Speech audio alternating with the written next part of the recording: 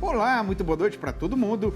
Depois de vencer o frio da madrugada na Chapada, a comitiva estradeira do Terra Viva DBO na TV chegou de manhã na água do Jaçanã para entregar a boiada.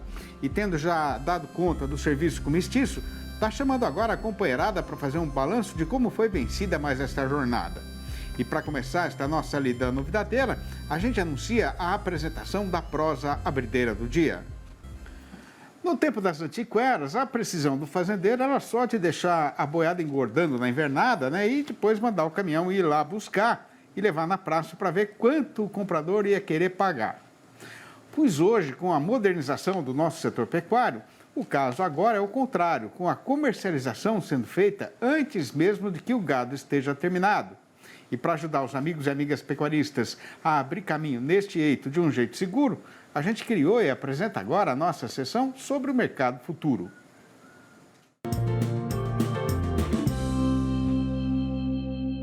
Olá, amigos do canal Terra Viva, aqui quem fala é o Douglas Coelho, sou zootecnista e um dos sócios fundadores da Radar Investimentos.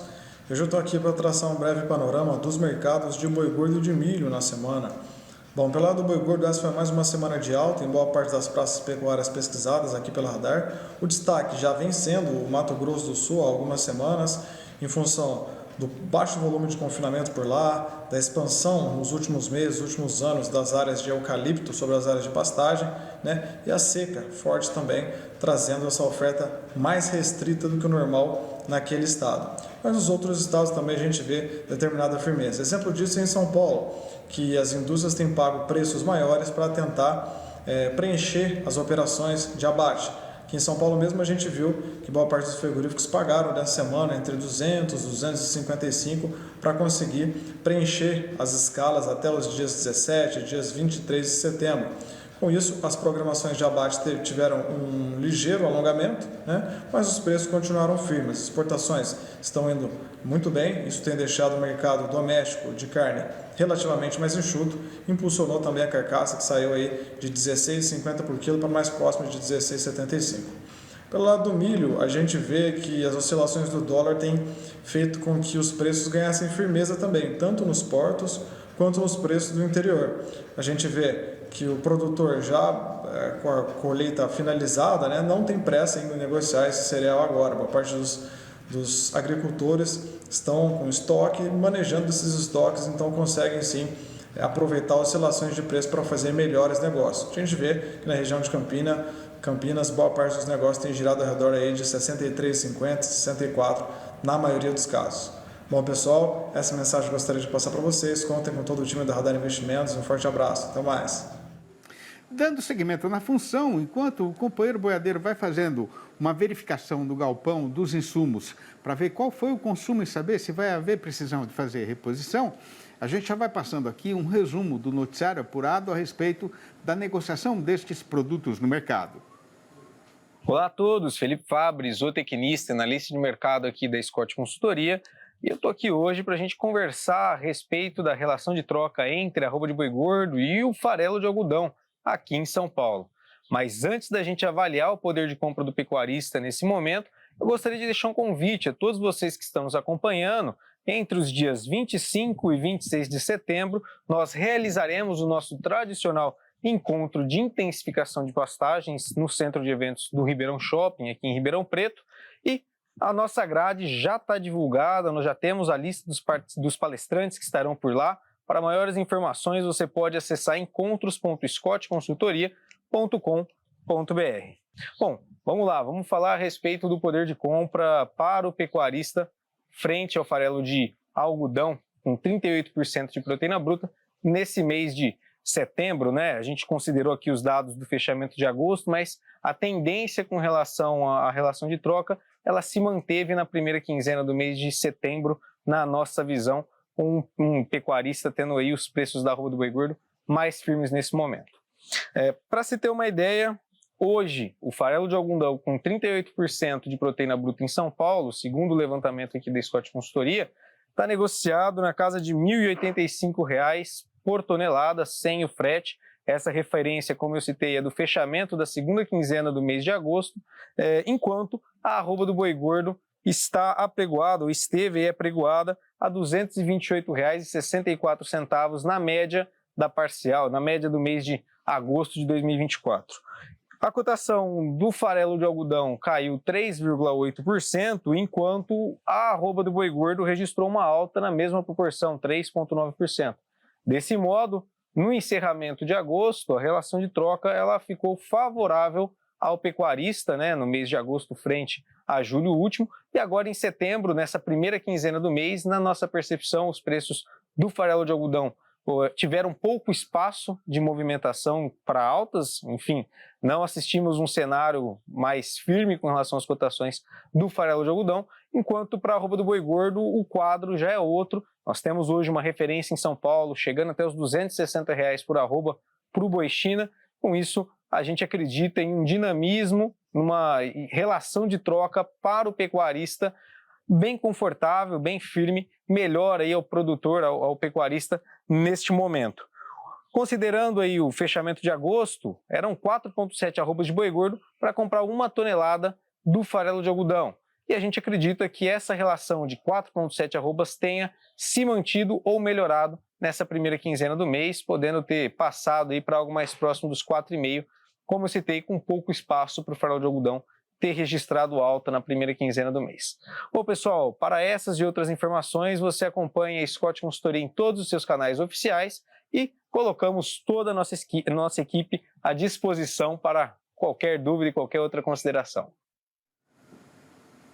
Quando a tarde já morria, da mataria quase fechada, a estrada saiu numa chapada de macega rala e lagoas esparramadas, e o patrão da comitiva resolveu aproveitar então para regalar a sede da boiada pantaneira.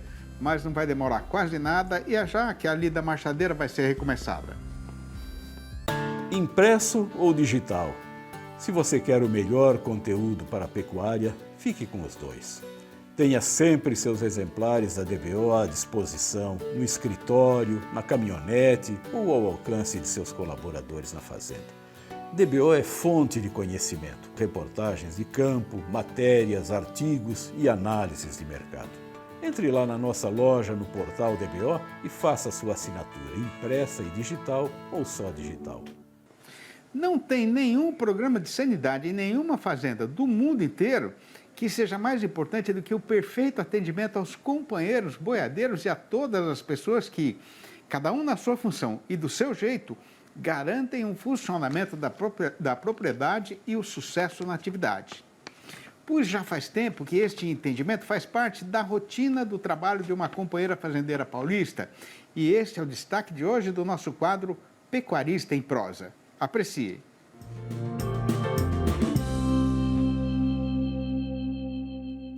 No Pecuarista em Prosa de hoje, eu converso com a Isabela Inforzato, que trabalha com cria de Nelore em Pirajuí, no interior de São Paulo. Isabela, seja muito bem-vinda ao nosso Pecuarista em Prosa. Muito obrigada por aceitar nosso convite.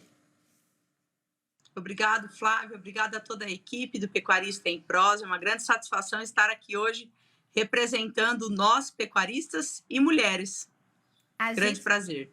A gente que agradece a sua participação aqui hoje e o prazer é todo nosso. E eu já começo te perguntando, a paixão pela pecuária vem desde pequena, desde criança, Isabela? Conta mais pra gente.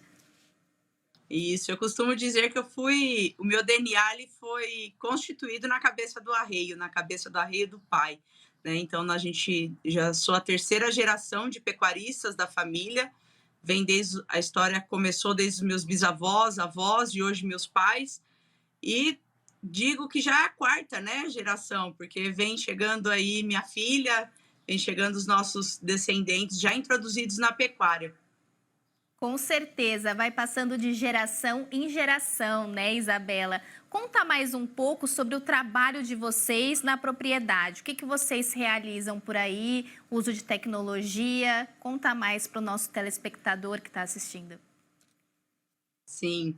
Hoje nós somos uma propriedade relativamente pequena, tá, Flávia? E todos que estão nos ouvindo, nós trabalhamos com matrizes Nelores e hoje nós realizamos protocolos de inseminação artificial também com a raça Nelore. Anteriormente era com Angus, mas optamos há uns 2 anos em trabalhar com esta raça, onde nós trabalhamos com a cria e a comercialização desses bezerros.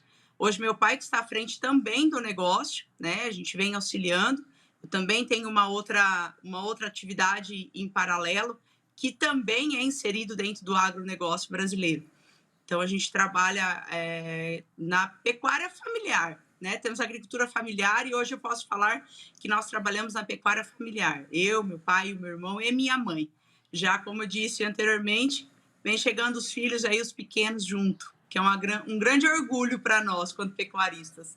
Com certeza, imagino que deve ser um orgulho muito grande. E esse trabalho paralelo aí que você disse, né? A Isabela, além de pecuarista, é formada também em psicologia e decidiu levar esse trabalho para dentro da porteira, né, Isabela? Como que surgiu essa ideia? Qual que é o trabalho que você realiza aí dentro da porteira usando a psicologia, né? Isso.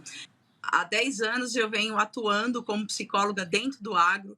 Eu atuo hoje com os pecuaristas, com os agricultores, né, com os donos de fazenda, com a liderança e com a operação. Então, com toda a mão de obra rural, a gente tem trabalhado e tem levado ao campo maiores condições psicoemocionais para esse colaborador na produção de alimento. E hoje tem sido um diferencial na minha vida quanto pecuarista e na minha vida quanto gestora e psicóloga dentro do agro. Que bacana, Isabela. E como que é a aceitação aí dos profissionais para receber esse tipo de trabalho, né? Eu acredito, Flávia, que essa aceitação ela vem recorrente à necessidade de motivar, ativar e engajar esse colaborador, esse agricultor, esse vaqueiro, esse peão que está inserido dentro das fazendas, no cuidado das suas emoções e no cuidado de toda a parte de gestão e estratégia de pessoas dentro da fazenda para a produção de alimento, né? Hoje nós entendemos o quanto é benéfico ter esse tipo de trabalho dentro das fazendas e isso tem revertido na maior produtividade para dentro do negócio. Exatamente. Como que você percebeu isso? E qual que é o trabalho aí que você percebe mais no sentido emocional, que você atende dos produtores rurais? Hoje nós trabalhamos, como psicóloga, eu costumo dizer que nós usamos ferramentas psicológicas dentro do trabalho, né? Quanto consultora e psicóloga, a gente leva essas ferramentas psicológicas para dentro das fazendas, onde nós conseguimos ter o time muito mais preparado emocionalmente, o time consegue trabalhar de uma maneira mais em sinergia um com o outro, nós conseguimos entender o quanto isso reduz a rotatividade de funcionários e aumenta a produtividade. Afinal, pessoas felizes batem meta e produzem de maneira feliz. Com certeza. E atualmente, né, quais são os principais problemas, desafios que os produtores rurais enfrentam, né? Como que funciona também essa sessão de terapia que você oferece para eles, né? Eu hoje, quanto gestora e psicóloga, a gente tem identificado que os maiores desafios hoje têm sido o engajamento das equipes, o trabalho de equipe e a comunicação assertiva e eficaz dentro das fazendas, né? Que a comunicação ela vai muito além daquilo que você fala, né? Então a gente tem trabalhado com essas equipes e mostrando a cada indivíduo a sua importância na comunicação, na produção e no relacionamento entre as equipes de trabalho. E com isso a gente consegue ter uma interação maior desse colaborador da fazenda para que ele consiga ficar na fazenda através de um clima organizacional favorável, um clima que traz para esse colaborador que ele consiga produzir com mais excelência também. Então, a gente trabalha tanto nas condições físicas e socioambientais e também emocionais desse colaborador que está inserido na fazenda. Eu costumo dizer também a todos que estão nos ouvindo que a turma da cidade ela costuma ter esse acompanhamento psicológico. E ter o acompanhamento psicológico em quem produz alimento para o mundo é de extrema importância. Então, nós precisamos voltar o nosso olhar e um olhar humanizado para quem está inserido na nossa fazenda. Afinal, é o nosso maior ativo que nós temos hoje dentro das fazendas, são as pessoas. E nós precisamos cuidar emocionalmente delas também. Com certeza, que trabalho importante, né, Isabela? Então, para se ter uma alta produtividade, é preciso também cuidar da saúde mental, né, de todos que trabalham no campo. Isso mesmo, Flávia. E nós temos identificado o quanto isso tem sido benéfico e o quanto isso tem retornado para a fazenda de maneira positiva. Voltar este olhar e este olhar humanizado para reter este colaborador, esta mão de obra para dentro do seu negócio, para dentro da sua fazenda. E que esse trabalho cresça cada vez mais, né, Isabela? Muito obrigada pela sua participação aqui hoje no nosso Pecuarista em Prosa e te deixo o convite para você voltar mais vezes com as atualizações e esperamos a crescente aí desse trabalho que você promove, essencial para os produtores rurais de todo o Brasil. Obrigada a participação, obrigada a todos que estão nos ouvindo e eu queria deixar um recado para quem está nos ouvindo, o quanto é importante cuidar emocionalmente, ter um olhar humanizado para esse colaborador, para essa pessoa que tem produzido alimento para o mundo. Obrigado a todos que estão nos ouvindo e obrigado pela participação. A gente que agradece a sua participação aqui hoje e te parabeniza por esse trabalho. E esse foi o nosso Pecuarista em Prosa de hoje. Até a próxima. E veja a seguir. Depois de vencer estas jornadas derradeiras, largada e desembestada na subida da ribanceira, arrebentando tronqueira e pulando por riba de barreira, a nossa Praça Boiadeira terminou a sexta-feira fechadeira da semana, ainda embicada no rumo de morro acima, mas andando numa toada um pouco mais sossegada. Não vai demorar nada para a gente voltar, aguarde. O companheiro que está nessa lida de criar e vender boiada é sabedor de que a vida tem de ser tocada em frente, independentemente do humor do comprador e do tanto de dinheiro que ele queira pagar para a gente pelo trabalho de um ano inteiro. Pois então, não podendo deixar parado o gado que está engordado, o jeito é cair no eito e sondar o mercado para saber a atual condição de negociação da arroba e qual é a sua verdadeira cotação.